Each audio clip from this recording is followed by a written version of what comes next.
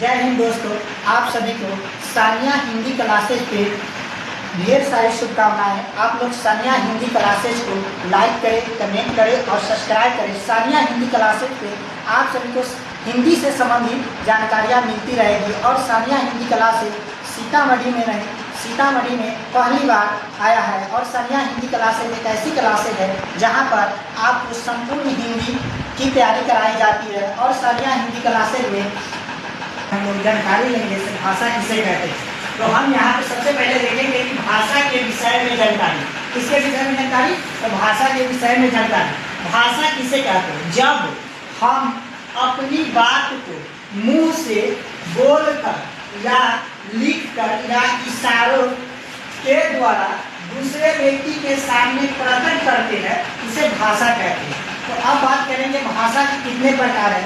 तो भाषा के 3 प्रकार है, मौखिक, लिखित और सांकेतिक। तो हम जानेंगे यहाँ पे मौखिक भाषा किसे कहते हैं। मौखिक भाषा जब हम अपनी बात को बोलकर दूसरे व्यक्ति तक पहुँचाते हैं, उसे हम मौखिक भाषा कहते हैं। यानी कि जब हम अपनी बात को बोलकर दूसरे व्यक्ति तक पहुँचाते हैं, उसे हम मौखिक भाषा कहते हैं। अब हम जानेंगे सेकेंड पॉइंट, लिखित भाषा किसे कहते हैं। तो जब लिखित भाषा किसे कहते हैं? जब हम अपनी बात को लिखकर दूसरे व्यक्ति तक पहुंचाते हैं, उसे हम लिखित भाषा कहते हैं। भाषा किसे कहते हैं? जब हम अपनी बात को दूसरे व्यक्ति के सामने इशारों से प्रकट करते हैं, उसे हम सांकेतिक भाषा कहते हैं। जब हम अपनी बात को इशारों से दूसरे व्यक्ति के सामने प्रकट करते हैं, उसे हम सांकेतिक भाषा कहते हैं।